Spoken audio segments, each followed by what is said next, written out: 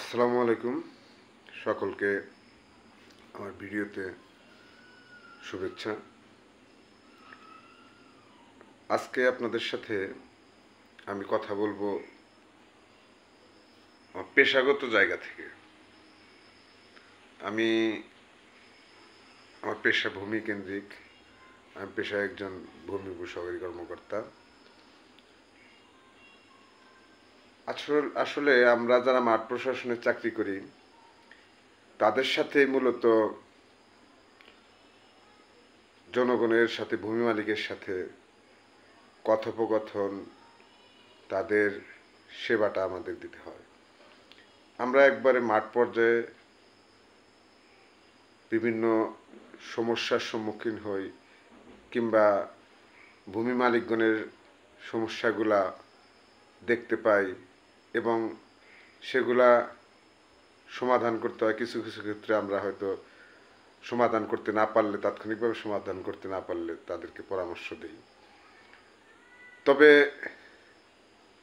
আমার এই ভিডিওতে যেটা আমি বলতে চাচ্ছি, বাংলাদেশের মানুষ অনেক কষ্টার্জিত পয়সা দিয়ে এক খণ্ড জমি কেনে, কিন্তু সেই লোক এই জমির আইন কানুন সম্বন্ধে ওয়াকিবহাল না। হয়তো একজন দলিল লেখক কিংবা এলাকার একজনের কাছে একটু শুনে কিংবা দলিল লেখকের মাধ্যমে যে এই জমিটা কিনতে চাই, কেনা যায় কিনা, সে বলে হ্যাঁ কেনা যায়। হ্যাঁ, তো এর পিছনেও যে অনেক কথা থাকে সেই জিনিসগুলো তাকে জানানো হয় না, কিংবা সে নিজে জানে না। পরবর্তীতে জমি রেজিস্ট্রেশন হয়ে গেলে কিংবা ওই পর্বটা চলে গেলে যখন সে নামজারি করতে আসে আমাদের কাছে, কিংবা খাজনা দিতে আসে, যেটাকে এখন ভূমি উন্নয়ন কর বলা হয়, তখন দেখা যায় যে আমাদের সামনে আইনগত অনেক সমস্যা প্রকট হয়ে দাঁড়ায়। তখন ভূমি মালিক অবস্থাটা এরকম, সে আকাশ থেকে পড়ে, হ্যাঁ আমি তো জমি রেজিস্ট্রি করছি, আমার জমি খারিজ হবে না কেন, আমার জমি খাজনা নেওয়া যাবে না কেন। তো তাকে যখন আমরা আইনের কথা বলতে চাই তখন সে আমাদেরকে অনেক সময় ভুল বোঝে এবং এই কথাও বলে। এবং শিক্ষিত মানুষ, অশিক্ষিত মানুষ না, শিক্ষিত মানুষরা বলে হ্যাঁ বেশি আইন দেখাচ্ছেন, হ্যাঁ আপনি বেশি আইন বিশারদ হয়ে গেছেন, হ্যাঁ হাইকোর্ট দেখান, অমুক তমুক। আসলে আইনের কথা যদি বলি তাহলে সেটা তো আইন দেখানোই হবে। সেটা আপনি না, কেউ যদি না জানে, সেটা তো ব্যর্থতাটা আমার না কিংবা আমাদের না, আইন জানতে হবে। তো আসলে ভূমি ব্যবস্থাপনা, বাংলাদেশের ভূমি ব্যবস্থাপনা, ভূমি আইন, এটা দাঁড়িয়ে আছে। এই যে আমার হাতে যে একটা বই দেখতেছেন, এটা হচ্ছে রাষ্ট্রীয় অধিগ্রহণ ও প্রজাস্বত্ব আইন 1950। যখন থেকে বাংলাদেশের ভূমি ব্যবস্থাপনা চালু হলো, জমিদারি প্রথা লোপ পেল, তখন রাষ্ট্র জমিদারের সকল সম্পত্তিকে এই আইনের মাধ্যমে তার করে নিল কিংবা অধিগ্রহণ করে নিল, যাই বলেন। আর হচ্ছে প্রজাস্বত্ব আইন, প্রজা, এখন যেটাকে আমরা ভূমি মালিক বলি সেটাকে আগে প্রজা হিসাবে বলা হতো। প্রজা, সত্য মানে অধিকার, হ্যাঁ, তার যে আইন সেটা হচ্ছে রাষ্ট্রীয় অধিগ্রহণ ও প্রজাস্বত্ব আইন 1950। আমি আজকে যে কমন বিষয়টা নিয়ে আলাপ করব সেটা হচ্ছে একজন ব্যক্তি তার ওয়ারিশ বিদ্যমান রেখে মৃত্যুবরণ করলে সেই ওয়ারিশের সম্পত্তি কিভাবে ব্যবস্থাপনাটা হবে, কেমনভাবে হবে। এইখানে 143-এর খ ধারায় খুব স্পষ্ট করে বলছে, উত্তরাধিকারীদের বিষয়ে খতিয়ান সংশোধন। 1, কোনো ব্যক্তি যিনি তার বংশধর বলিয়া পরিচয় দেন, সেই ব্যক্তির মৃত্যুর পর উত্তরাধিকার সূত্রে প্রাপ্ত সম্পত্তি আপোষমূলকভাবে সম্পত্তির বিভাজন ব্যক্তিক আইন দ্বারা বাটোয়ারা কার্যকারী হইবে। এইরূপ বাটোয়ারার পর একটি বাটোয়ারা দলিল প্রস্তুত করিতে হইবে এবং 1908 সনের রেজিস্ট্রেশন অ্যাক্টের বিধান মতে রেজিস্ট্রি করিতে হইবে। 2, এইরূপ বাটোয়ারা চুক্তি প্রস্তুত এবং রেজিস্ট্রেশনের পর রাজস্ব অফিসার খতিয়ান সংশোধন করবেন। তাহলে এইখানে খতিয়ান সংশোধন কিংবা নামজারি মূল্য রেকর্ড হালকরণ, আমরা যেটাই বলি বিষয়টা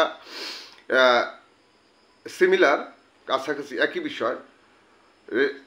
নামজারি অর্থও রেকর্ড হালকরণ করা, সেটাও মূল খতিয়ান থেকে যখন পৃথক খতিয়ান হয়ে গেল সেটাও সংশোধনের মাধ্যমে হলো, এটাও সংশোধন। তো এই সংশোধন কিংবা এই খতিয়ান প্রস্তুত কিভাবে হবে?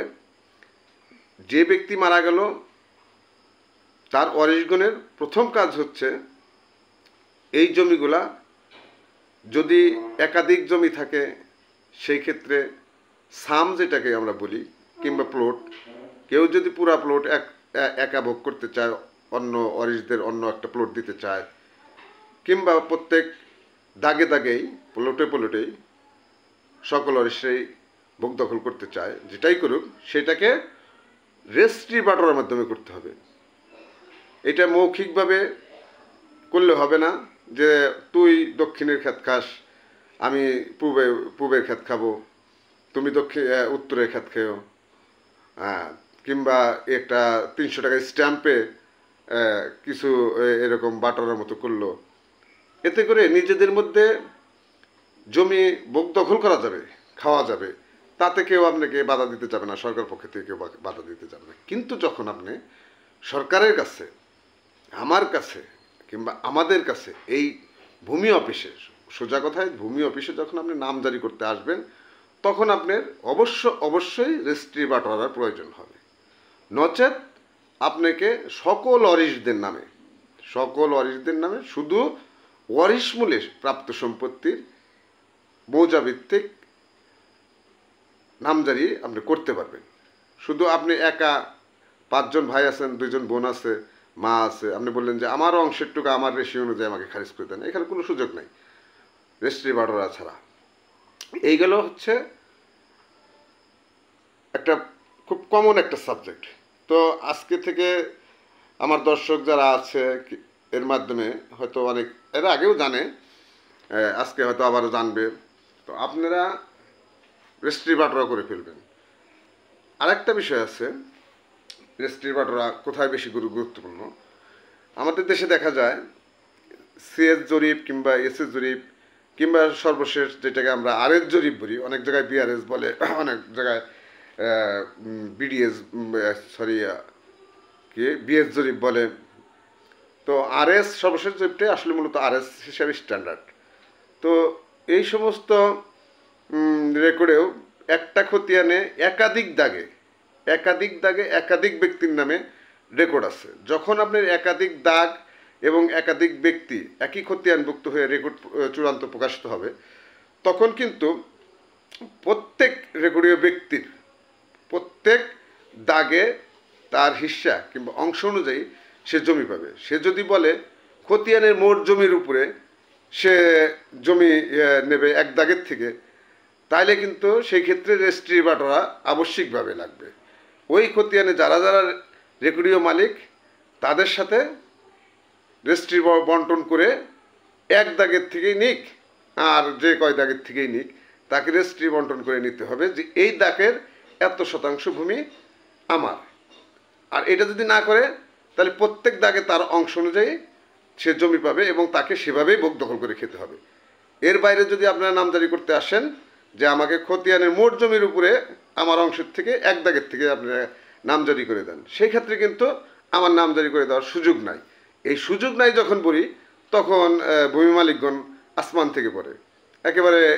তারা আমাদেরকে অনেক সময় দেখা যায় যে একটা ভুল বুঝে, এটা অপ্রত্যাশিত অনাকাঙ্ক্ষিত। এইগুলো একটা।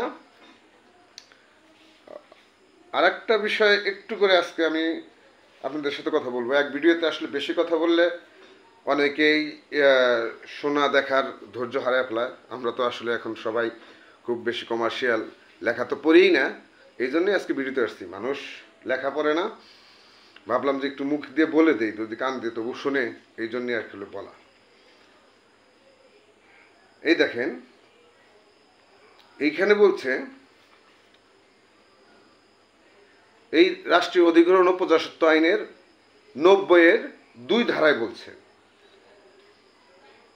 জমিদারি অধিগ্রহণ ও প্রজাস্বত্ব আইনের 90-2 ধারা বিধান মোতাবেক কোনো কৃষি জমি প্রকৃত কৃষক নয় এরূপ ব্যক্তির নিকট হস্তান্তর নিষিদ্ধ।